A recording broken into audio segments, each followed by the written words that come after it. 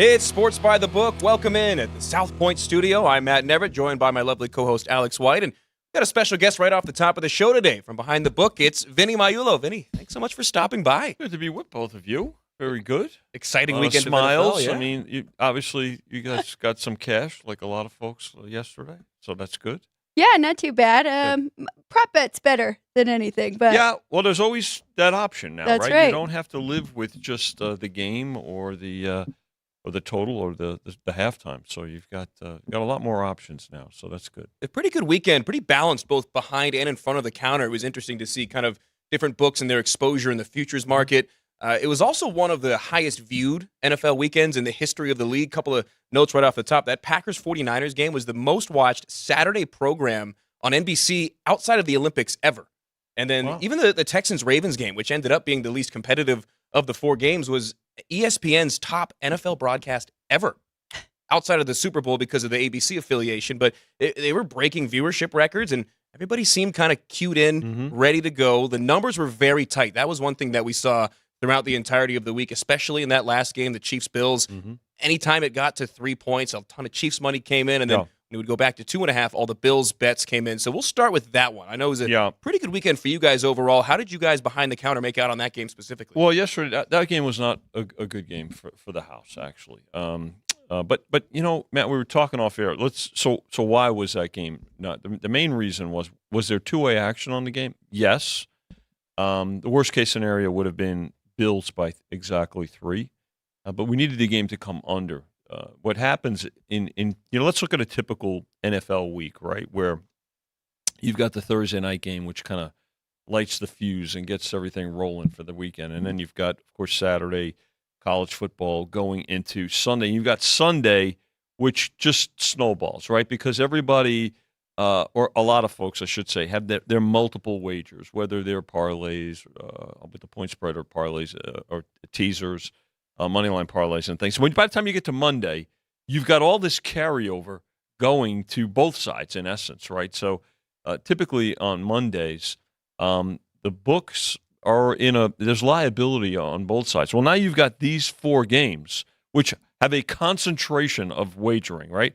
And it's interesting, you talked about the TV ratings. I can tell you this: the booking ratings were higher as well. Oh, yeah. I mean, so obviously, I think this sports betting thing it's probably going to take off. I just have a feeling. I think it's going to be around for a little bit. So, but you've got that element now going. You've got the 4 games had very popular teams. A lot there were public teams in terms of the Ravens, in terms of the Niners. The Lions have become a public team in the last couple of years. Packers always have a great following. So you've got that. Now you've got it going to last night, and again, a primetime game to where, and then the over was really, a lot of folks gravitated to the over once they found out that there was not going to be snow and inclement weather and things like that. So, wound up being a good day. Saturday was a good day for the house.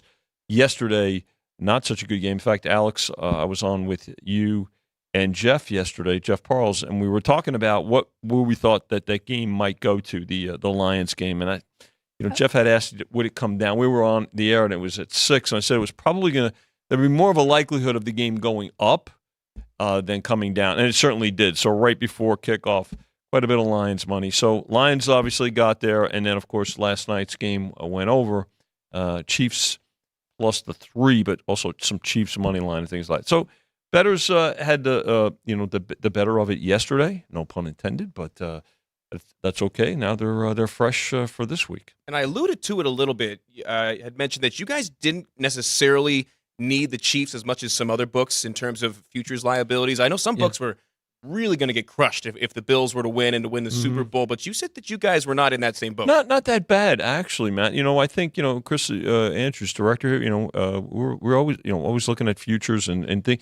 I don't think I think what happened when the Bills were in that. It wasn't quite a tailspin, but before when they went on that run. Don't forget, you could have still gotten them at double digits in some way. We did not overreact on that. You got it. You got a good price Alex on them. I did. I had 30-1. Yeah. So you're looking at that, and I remember Chris and I talking about it. with Jimmy Vaccaro and saying, you know what, listen, this team is not dead. There's something, as long as they have Josh Allen, Yeah. okay, then they're going to be alive. And let's remember, they were in a division that was very winnable, even though the Dolphins had their great start. But again, there was always the element of the Dolphins not beating somebody of quality, right? And of course, that played out. So there's times you when you're adjusting your futures, particularly going back up, you don't want to overreact. And again, with the extra playoff spot this year, hey, it was, I'm not saying that we figured that the Bills were going to wind up winning the AFC East by any means, but the fact that they were alive for a wild card spot to get there, once you get in the tournament, having a puncher's chance with Josh Allen. So we didn't quite get that high, and probably helped mitigate that risk. Very you said good. that game wasn't a great decision, wasn't terrible either way for you guys. Was there one of the 4 games that went really, really well for you guys behind the book? Saturday was a better day. Both games on Saturday wound up being pretty good, especially the second game on Saturday, which was Niners-Packers. The Niners-Packers.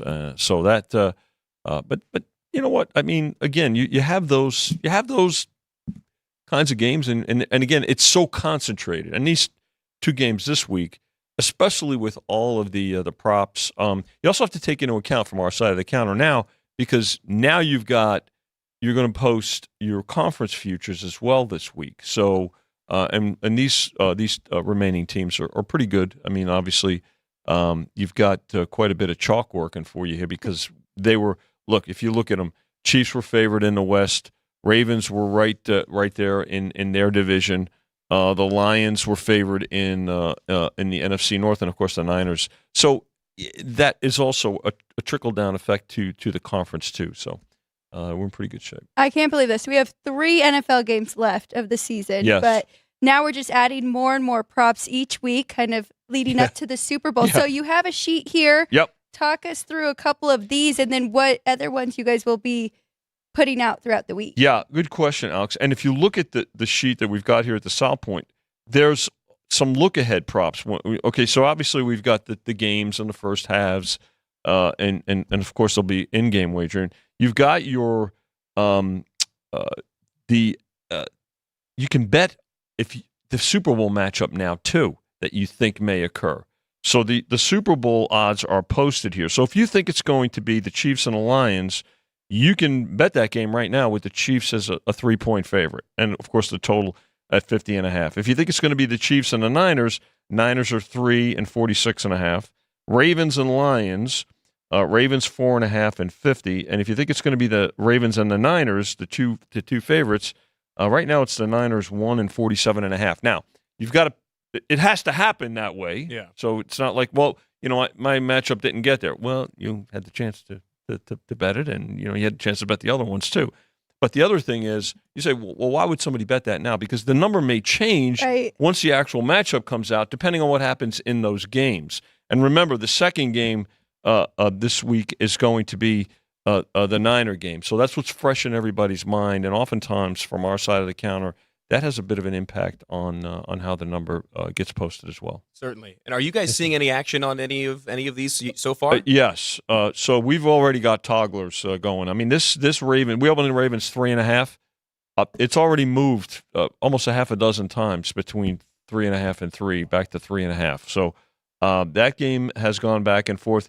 And the Niners opened 7, went down to 6.5, and they laid the 6.5 back to 7. So 2 key numbers in play already, and you know what? We've been dodging some key number bullets all postseason. I hope that that trend continues. But again, you've got again, yes/no props as well. So right now, the props that are up are look-ahead props, but this Sunday we'll have some really good game props as well. Be fun, and it's a couple of really interesting matchups. And I was interested to start it off looking at those viewership numbers, because it's only going to go up.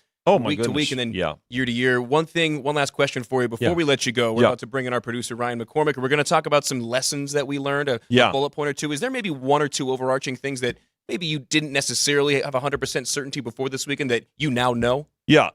You can pray all you want, even as a bookmaker, and sometimes your prayers aren't answered because there's a lot more prayers going the other way. No, so A lot more bettors than bookies out there. I'll tell you what.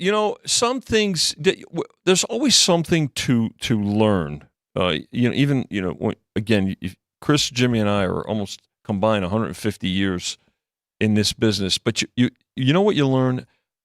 People are it's reinforcement too for a lot of things. People are committed. They're happy and proud to put their money where their mouth is. And this is the ultimate put your money where your mouth is aspect of the casino operation. So people will adjust to whatever, times and things like that. I'll tell you what, this whole streaming thing that's coming about, not everybody's going to have it at the house. So we get to see them and share more time with our customers and things like that. I think one of the other things that really we learn is that people want more. They want more options and things like that. And we try to accommodate. Now, you can't put up every single thing.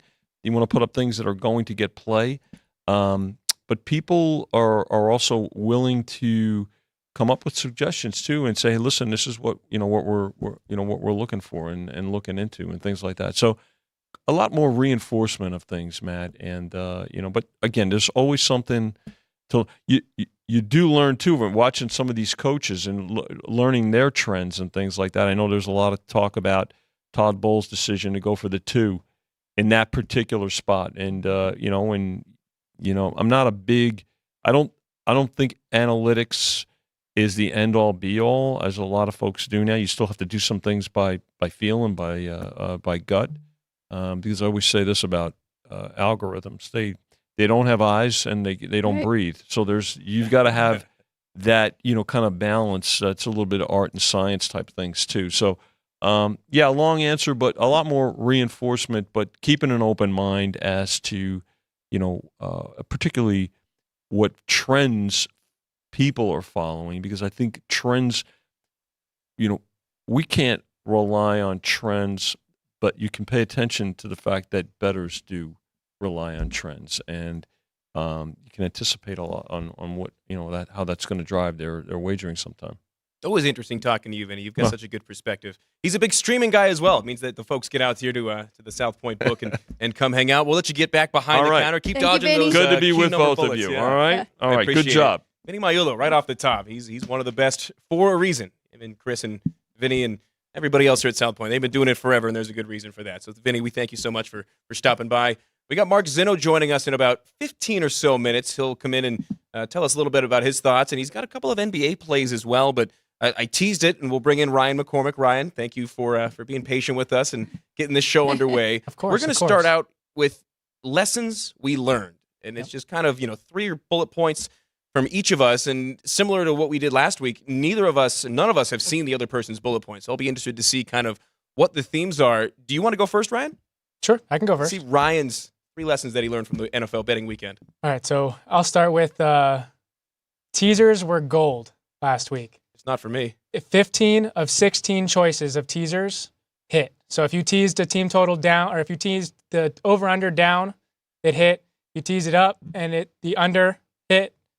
And then the team sides. So the only one that didn't hit was the Texans to cover theirs against the Ravens. And so the teasers were 15 of 16 last week.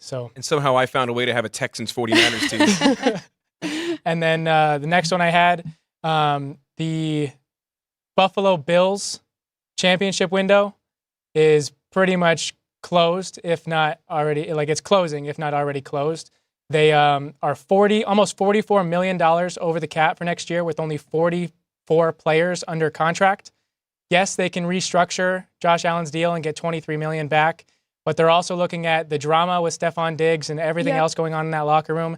If he's not their number 1 wide receiver, their offense doesn't really move that much, because Gabe Davis isn't going to get it done. Shakir isn't going to get it done. Their offense needs a prolific wide receiver for Josh Allen. And so I think their window is pretty much over with. And then my biggest takeaway was that this Super Bowl is the Ravens to lose. They did not allow a second half point against the Texans. They did not allow a touchdown on defense against the Texans, that was their best side of the ball, they only allowed a special teams touchdown, which was their first special teams touchdown in like 12 years under John Harbaugh. And their defense is the real deal. We saw them beat up on the Niners earlier this year. I don't think that if the Lions somehow get through San Francisco, that they'll be able to do anything against the Ravens. And I really think that matchup will probably be the same as long as Baltimore gets through Kansas City, which I know Patrick Mahomes is now 10-1-1 against the spread as an underdog in the playoffs. But this Super Bowl is the Ravens to lose right now. I like all of those. I do too. Those were all solid. Very good. I didn't necessarily do mine in an order, but I really like the way that you kind of tiered those. Well, I think he tiered I built them. them, yeah. I built them all the same way. So you've got tiers. And you had ours to see, so we'll give you a little credit for that. Yeah. Also, last week we did our power ratings. Yeah. Or rankings, because there is a difference. I think just about all three of our bottom three all lost. So these blind reveals are going well so far. We'll let Alex go next. What were your big three? So that's funny that you say that about the Ravens. I've been talking about the Ravens for quite some time now. And my very first one says, though, that you can't count out Patrick Mahomes and the Chiefs. And I was on the Bills yesterday. I thought this was their year. They finally got to host that game, and Patrick Mahomes still found a way to get it done. He does have the best defense that he's had yet, though, so that helps, of course. Number 2 on my list, I believe you're not going to like this one, Matt. The Lions are a little fraudulent, especially defensively. They were outgained in both of their games by the Bucks. They had 408 yards to Detroit's 391. Also, yards per play, Tampa Bay 6.5 to Detroit's 5.5. That also happened the week before against the Rams. So that's a big concern for me moving forward with the Lions and their defense, especially their secondary. And then the last one, Vinny actually probably would have given this one too, but we talked about this yesterday. Next year, look at those first halves with the Dogs, because they went 3-1 this week, and especially against the teams that are coming off a bye week, they went 2-0, and that is the Texans. They were tied at half against the Ravens, and then, of course, Green Bay against San Francisco. It's interesting. Yeah, definitely something to think about. And I really liked some of the stuff that you had to say last week about the team totals, the first half versus second half split. Vinny had a really good point about the last drive of the first half in every game compared to the last drive of the second half. You're not always trying to score at the end of the second half. You basically are always trying to score at the end of the first. That's definitely something, especially if the dog gets the ball last with a chance to bring it close at the halftime. I like a lot of those. And then that first half with the Bills and the Chiefs, that second quarter was by far the highest scoring quarter, and then the Chiefs managed to stay under in the second half again. Oh, yeah. Where's the number on that? The Chiefs' best second half under team in the league. Might have been the best ever, depending on how long they've been tracking that back. The Chiefs in the second half this year are 17-2 to the under. Crazy. You go in the fourth quarter alone, they're 18-1 in the fourth quarter to the under. So not only do they not score, their defense locks it down late in games. So I like both of yours. I think that there was enough of a spread between those, right? Yeah. All right, definitely. we'll get to mine. Mine are a little bit more specific. There are some people that I was ready to call out. My number 3, it turns out Brock Purdy can lead a late-game comeback. That was one thing that a lot of folks had doubted him solely because he had never had to. It's one of those things you got to show to prove it. But Brock Purdy gave the 49ers their first win this year when trailing at the half. And that's remarkable to be a team in the position that they're in, as far as they are in the NFL playoffs, and to have never had to make a second-half comeback. Turns out Brock Purdy can do it. He also gave Kyle Shanahan his first win in the fourth quarter when trailing. Which he was 0-30. Crazy. When trailing by 5 or more. That Shanahan, deservedly so, gets credit for being one of the best and most innovative coaches in the NFL, but you got to win games when you're behind late. That's how you keep your job for long. I mean, his dad found that out the hard way in Denver. So my number 3, Brock Purdy, turns out he can lead a comeback. My number 2 lesson that I learned, we talked about a little bit earlier, Todd Bowles may not know late-game clock management. That one for me was bad enough, and then when you take his quotes, not only after the game, but earlier today in a press conference where he said that if they would have called a timeout late in that game, we'll break it down a little bit more as far as the specifics, it would have delayed the inevitable. No, it would have given your chance a team to at least tie a playoff game with like 30 seconds left. So the fact that he doubled down on that take is asinine. It's crazy to me that a coach will say, it was delaying the inevitable.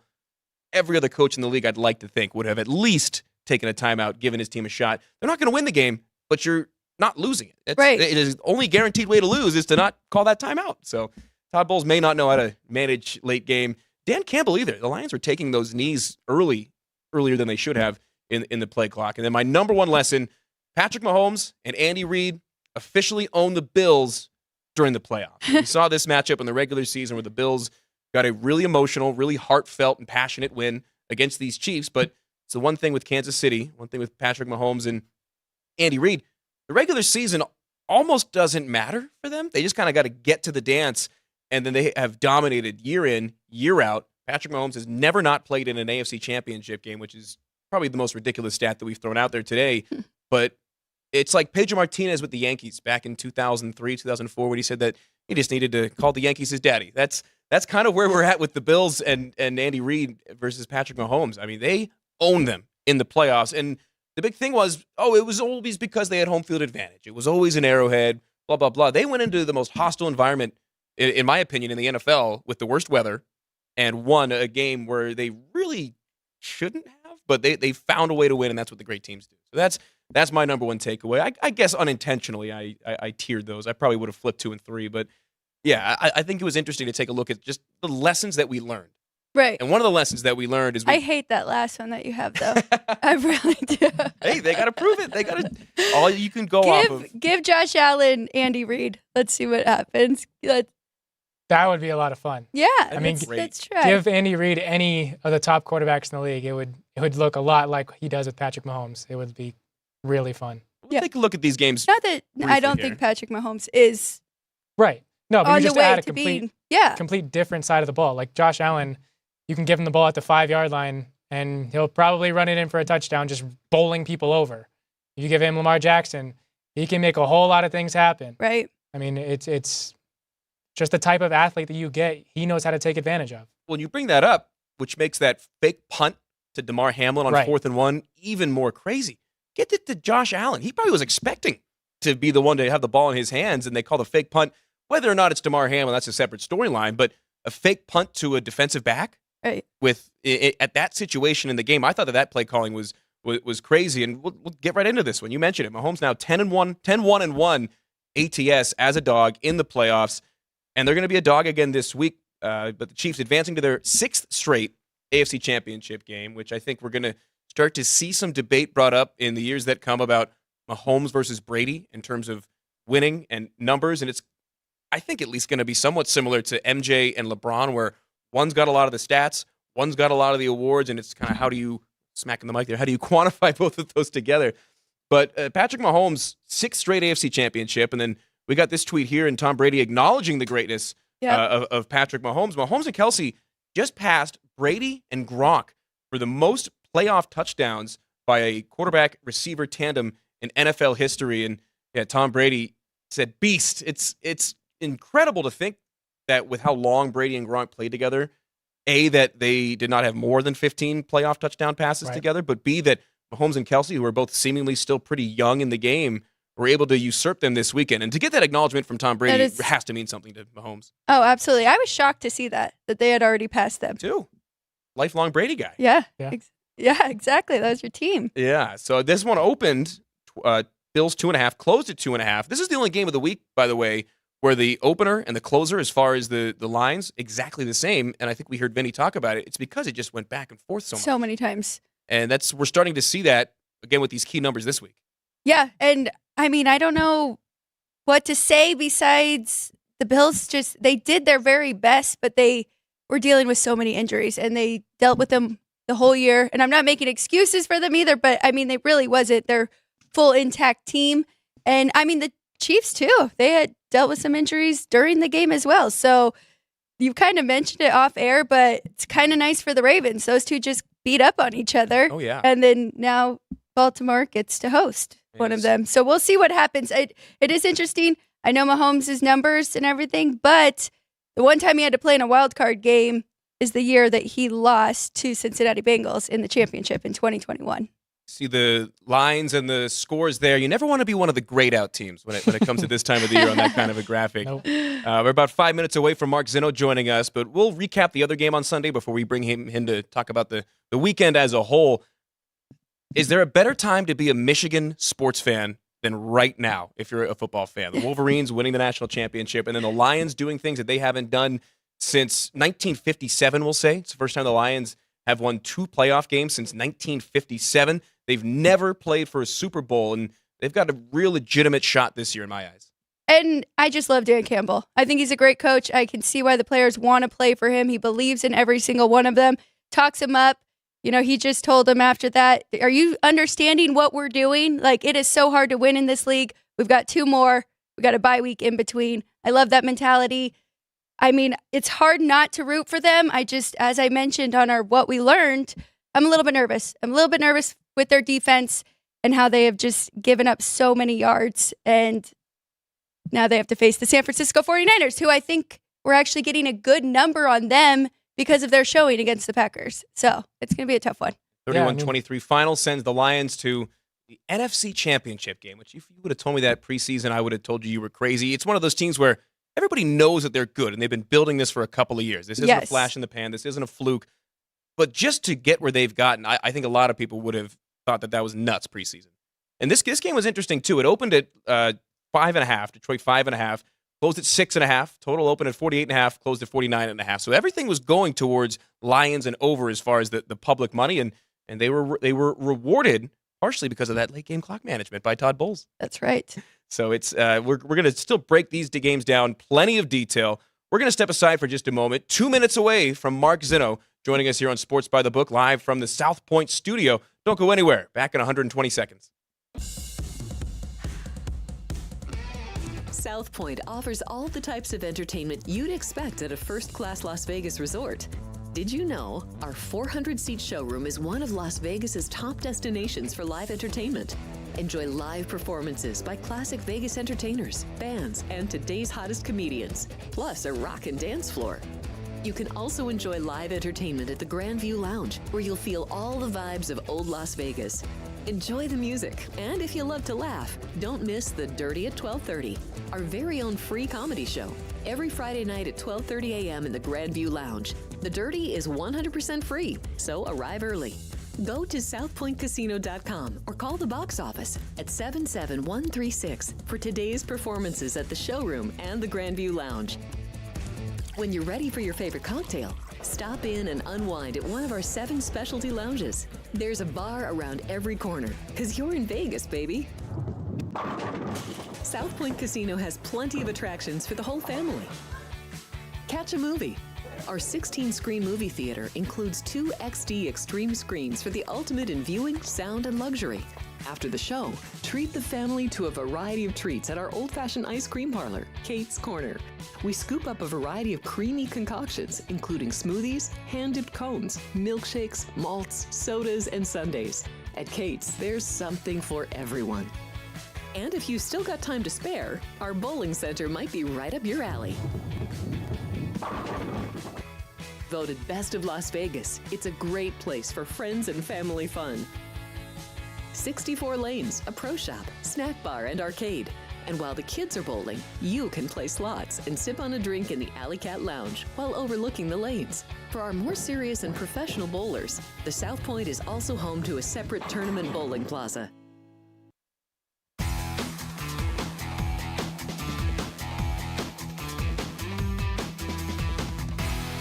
It's Sports by the Book here from the South Point studio. I'm Matt Neverett, joined by Alex White, our producer Ryan McCormick on the other side of the glass. A big thank you once more to Vinny Maiulo for stopping by and opening the show. Always love to get his perspective from behind the book. Him and Chris and Jimmy always have such a good perspective. Always great stories. You never know what you're going to hear That's right. from Vinny Maiulo. And we're joined now, a really special guest, a guy that I used to produce for, a betting analyst, sports talk show host, impassioned Atlanta Falcons fan.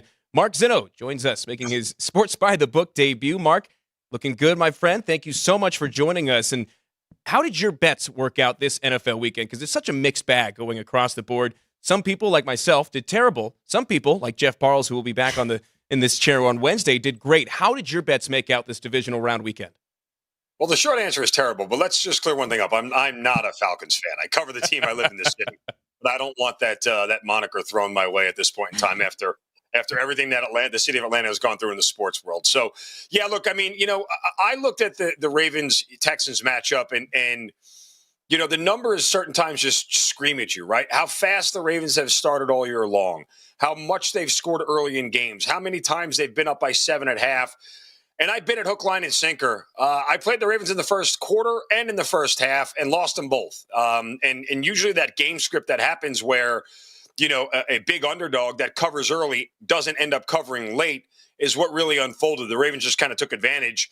And really without that kickoff return for a touchdown, the punt return for a touchdown that Houston had, obviously the first half would have covered. But, those are the breaks, so to speak. So that was a little bit tough. The Niners didn't get home. They just did not play offensively. Of all the game scripts I put together game scripts that had the game staying under, had the game going over, had the 49ers going over their team total. The one I didn't put together was that, the Green Bay defense all of a sudden was going to figure out how to stop the 49ers offense. And so that's really what materially unfolded and why that game was much closer than what it was. I guess the Deebo Samuel going out obviously played a big role in that too. So a little bit of the struggle bus. We had a prop with Baker Mayfield on Sunday over his passing yards, which has been kind of easy money for the Lions, who've given up 300 yards passing in now 5 consecutive games. So Brock Purdy's sporting a pretty hefty number already coming up this Sunday. And then I will shed a tear for the Buffalo Bills. Emotionally invested in that team, really wanted them to win. Plus, I also had a future on them to win the AFC at 9-1 after I made it after they lost to the Eagles and were 6-6 and we're 6-6, and I really thought that was going to end up cashing, and I was going to be able to hedge it this week. But nonetheless, like you said, not a great weekend in the NFL for me. And it's a good point you brought up about the Bills. Alex had them at 30-1 to win it all, right? That's right. And I was prepared to hedge next week as well.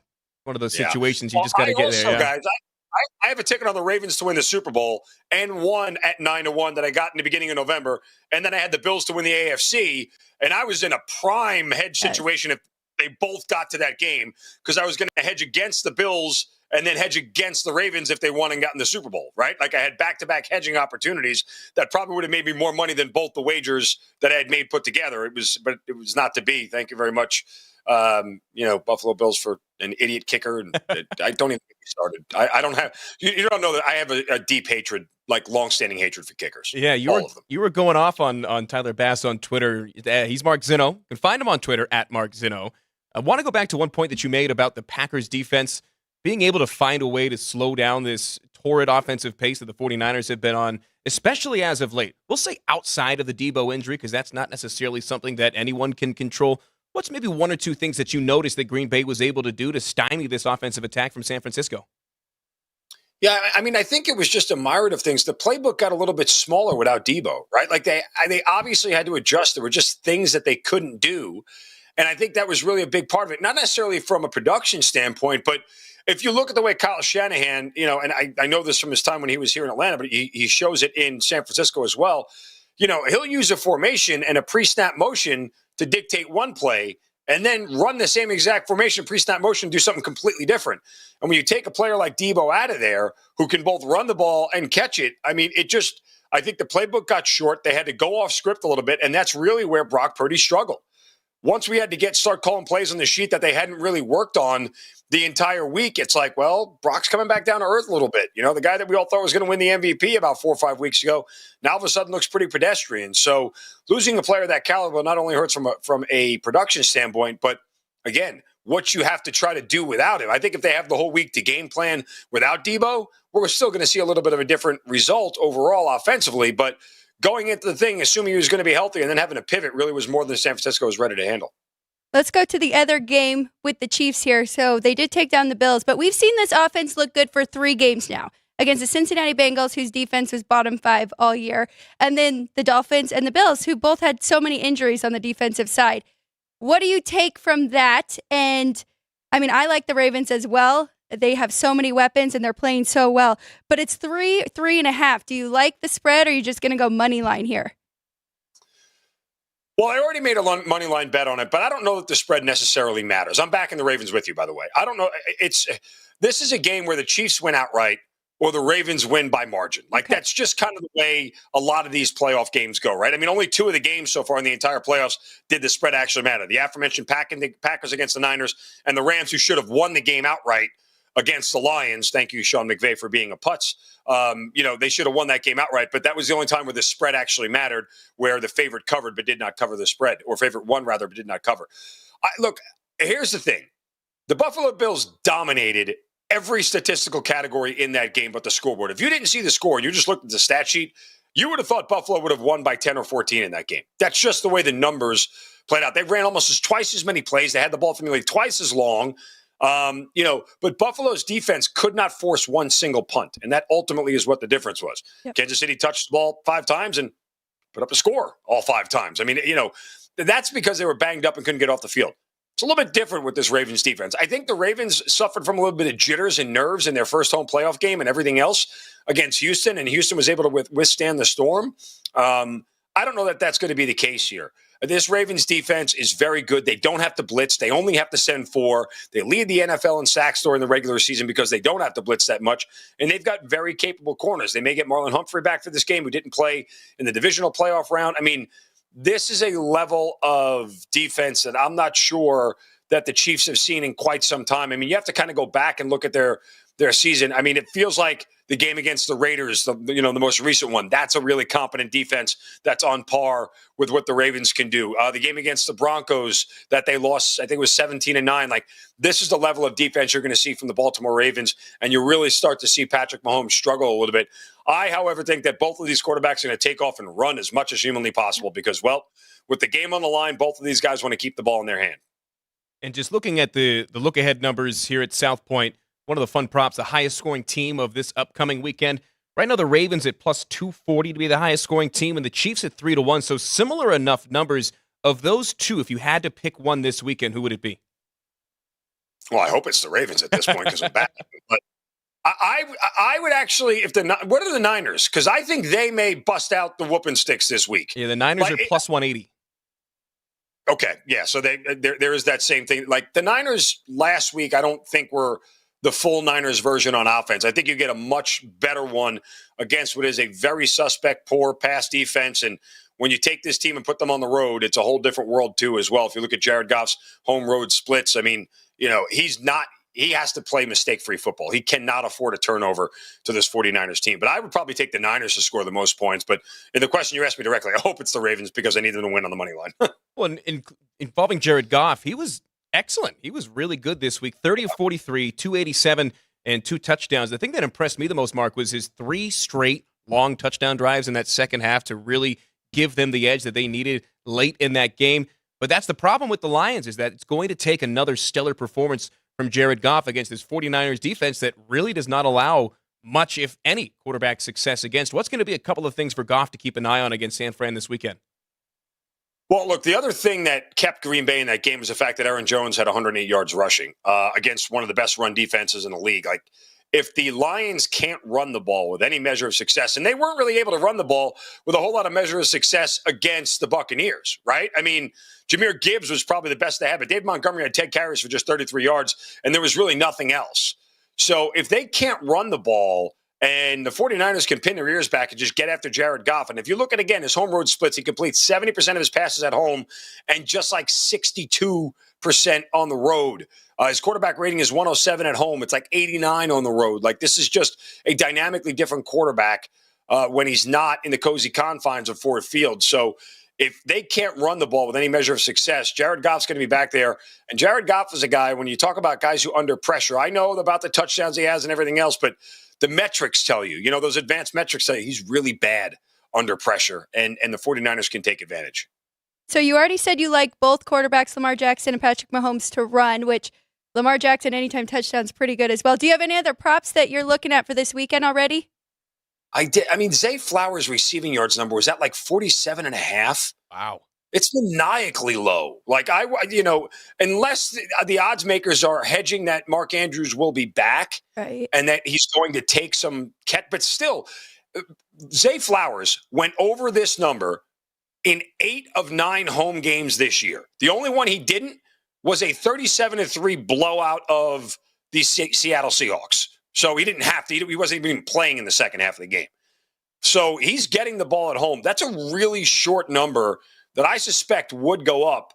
But how does Lamar Jackson not throw the ball to his primary target? I mean, again, Lamar wants the ball in his hands with the game on the line because he's going to remove the narrative that he can't win in the playoffs on his own, right? He's not going to try to throw it to somebody and take the chance that they're going to drop it. He's going to tuck it and run. Right. So I guess it's the only thing that kind of keeps him from not going over Zay Flowers from not going over this number, but that just seems really, really low for the primary target for Lamar Jackson. Well, not to mention, Mark, they have so many weapons. I'm still just shocked. I know Odell Beckham Jr. is not in his prime right now, but he had one target last game. They didn't even need him in the second half. And then we see Dalvin Cook come in at the end of the game. So, I mean, they just have so much offensively. So I guess that could be another point likely in all these targets here. Yeah, I mean, look, they spread the ball around really well, to your point. I don't think that there's any denying that. I think the run-pass, splits are important to look at. And a guy like Zay Flowers, just look at the target, the reception numbers, like whatever his target share look like, and see how consistent that is. Speaking of which, too, Ed McCaffrey also has a low receiving yards prop, and his receptions is at 4.5. And I was doing some studying last night that I think he's gotten less than 4 targets this year, only like 5 times. So, I mean, and he got 12 targets and 7 receptions in the game against Green Bay. Right. So he's got a low receiving yards prop and a low receptions prop, and I think you might be able to take advantage of. The Ravens are just one of those teams this year where it's kind of like, oh yeah, I forgot that Melvin Gordon played for them at some point this year. I forgot Dalvin Cook signed with them. They got rid of Melvin Gordon to bring in Dalvin Cook, and they just have always, Marlon Humphrey, some guys on the back end of that defense. You're like, oh my God, I forgot he was on the Ravens this year. Right. But they're just one of those teams. He's Mark Zinno, sports betting analyst, and always great NFL insights. Before we let you go, Mark, want to get your thoughts on a couple of your NBA plays tonight. I know in your Twitter at Mark Zinno, there's a couple of games that you're keeping an eye on. Yeah, I mean, it sounds a little crazy, but I'm going to step in front of the Cleveland Cavaliers right now, who have won 5 straight. But this is a team right now that has beaten bottom feeder teams. I'm sorry, 7 straight, beaten bottom feeder teams during this winning streak. The Wizards twice, the Spurs, the Bulls, who are a terrible shooting team, the Hawks, and the Bucks without Giannis, and the Nets, oh, by the way, in Paris. But they're facing a Magic team that's finally healthy again, right? They're allowing just 107 points per game at home. They're 14-5 straight up this year. They're also 8-1 against the number against Central Division opponents. Now, the Magic are on a back-to-back, which is a little bit, makes people fret a little bit, but I think we get a little bit of a depressed number here because of it. They're 4-4 against the spread on back-to-backs, but all 4 of those ATS losses were on the road. This game is at home. Also, when you look at the total in this game, it's at 215. During the 7-game win streak, every single total they had was over 220. 5 of them were over 230.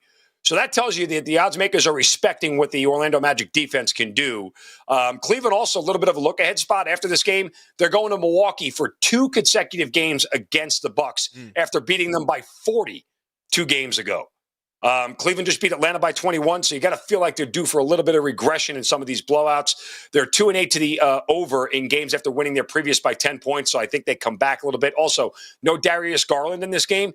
He had 26 and 36 in the first 2 games against the Magic. I think it's a good spot right here. Magic on the money line at home, stealing a win over the Cleveland Cavaliers. Yeah, the Magic, one of the younger, if not the youngest teams in the NBA as well, so that back-to-back angle may not have as much of an effect on them as opposed to some others. And that total that you had brought up, 215, that's by far the lowest of the night. But you said you kind of like it to go over. It may not be an official play, but you said Cleveland has been trending way to the over recently? Well, Cleveland has, yeah. But I think this is a game that when odds makers are putting at 215, they're telling you that they're not going to have that same offensive success against a good defensive team. The Orlando Magic are 3rd in the NBA in defensive efficiency. They don't mess around. And again, I think the health factor is a big thing.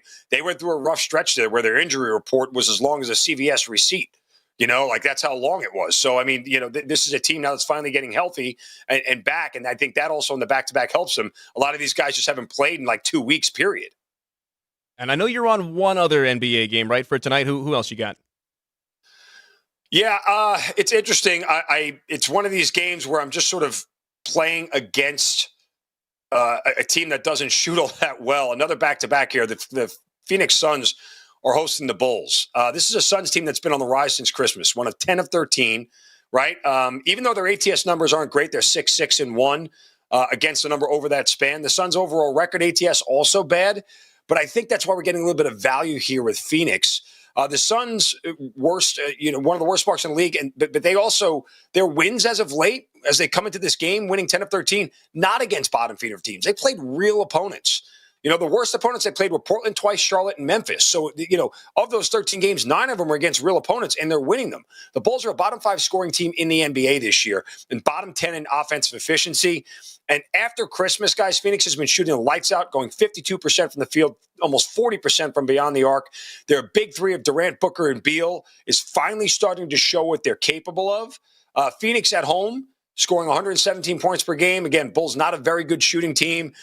Bulls are coming off a big blowout win over Memphis. I think they come back down to earth. I'll lay the 5 with Phoenix tonight at home.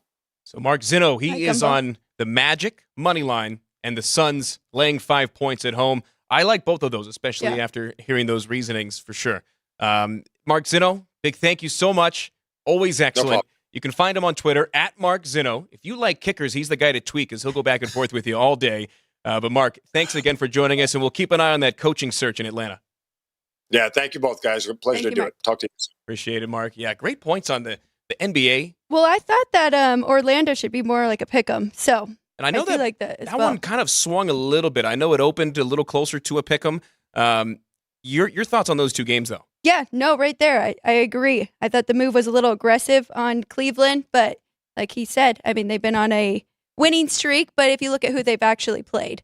So, you want to get into college basketball, though? Let's do some college hoops. We'll go with the so-called amateurs, and then we'll end the show with the pros. Even though some guys in college are making more than some of the NBA That's guys. right. A really, really small slate in college basketball tonight, and really only 2 games featuring teams with players that anybody's ever heard of.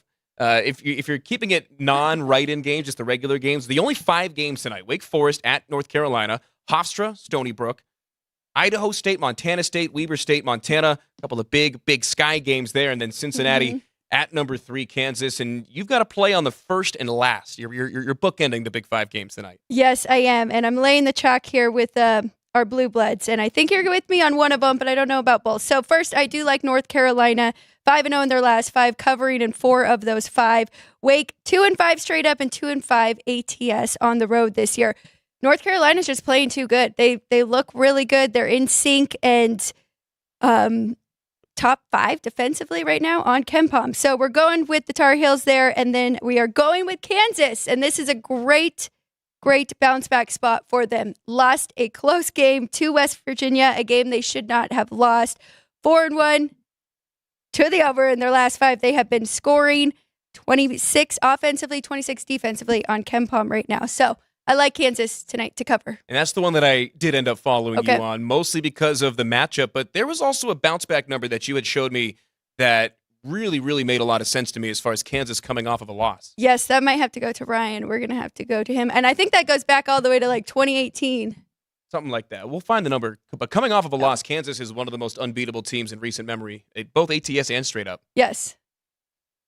We'll find that one. But that is the one that I joined you on, and it got up as high as 9. Kansas was as high as a 9-point favorite. You and I both got it at separate books at 8, though, correct? Got it at 8, yes. And I could see Chop that. around, get the best number. That's what it's all about. Cincinnati also going through the gauntlet, their first time through the Big 12, and we saw teams like BYU, Cincinnati also kind of realizing early on that the Big 12, deservedly so, is known as the best conference in all of college basketball, just in terms of top to bottom depth.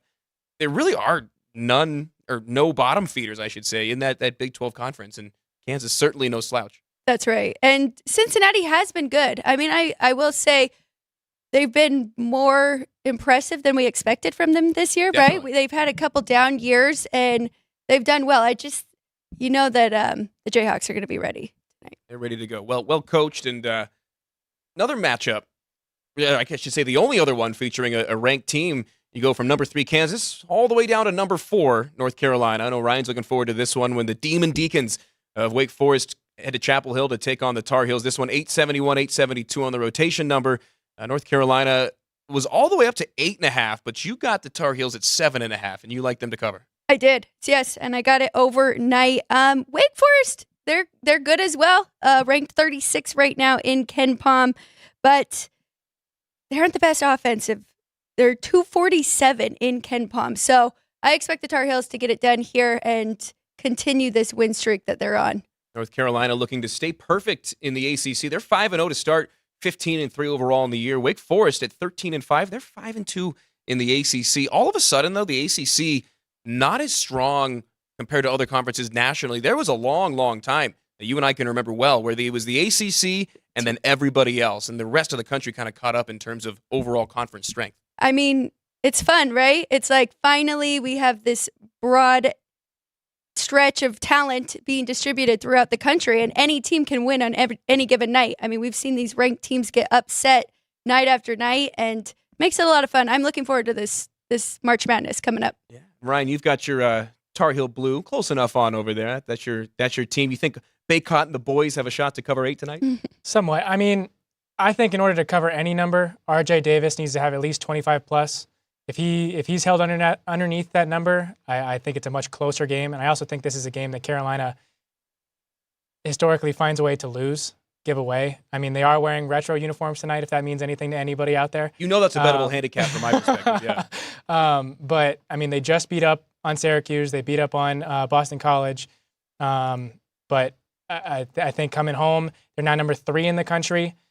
So they might feel a little arrogant, and it's a in-state matchup, and they don't need to come out entirely. But I personally wouldn't lay the 8.5 just because I'm also a Tar Heel fan. And I have a little higher expectations, and I know that they can lose this game or can fold in this situation. But Alex has a very much more confidence in them. It's tough. It's tough to win night in and night out, and especially to cover. But they have been on a roll, and I think they could have been at least a 10-point favorite here. So I was okay laying the 7.5. Demon Deacons making about the 90-minute drive from Winston-Salem to the Dean Dome, one of the best nicknames for a college basketball arena in the country. That one gets started right when we get off the air, so got about 9 minutes, just under 9 minutes left. If you want to bet that one, 871, 872 on the rotation number. You didn't have any opinions on Montana State or Hofstra today? I didn't. Did you? No, not at all. I don't know. I don't know why I would. Chris Andrews, sportsbook director behind us, always does such a good job of wearing a shirt of a team that's playing that day. I don't think I've ever seen him wearing a non-sports team shirt or polo.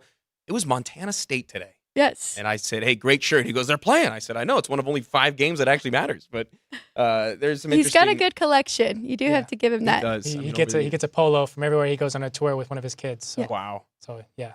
If you have a game that you like, one of the write-ins, let us know in the comments below. Any live comments to keep an eye on, Ryan? Yeah, we've got Daniel Pacheco says a lot of people love Montana tonight against Weber State to cover the 1 or 1.5. And then we've also got Minidar saying he loves the Magic money line to go along with Mark. Good. He likes the Grizzlies money line, and he likes the Celtics Mavericks over. Yeah, actually, he has tickets on both sides, so over or under. So that's not much of a. But yeah. It's the only way to guarantee you won't lose, right? Yeah. I used to work behind the counter at the sports book at the Westgate, and we had a guy that would come up to me all the time, and he was it was during the summer, so he was betting baseball, and he would always come up and every day would say the same thing: "You can't lose if you bet both sides." And I'm like, well, you really can't win that much, if anything, either. You're getting the juice at the best, worst. I mean, it's well, unless you're shopping around and you're getting a little bit of a difference there, right? I can tell you this guy was not that sharp. Okay.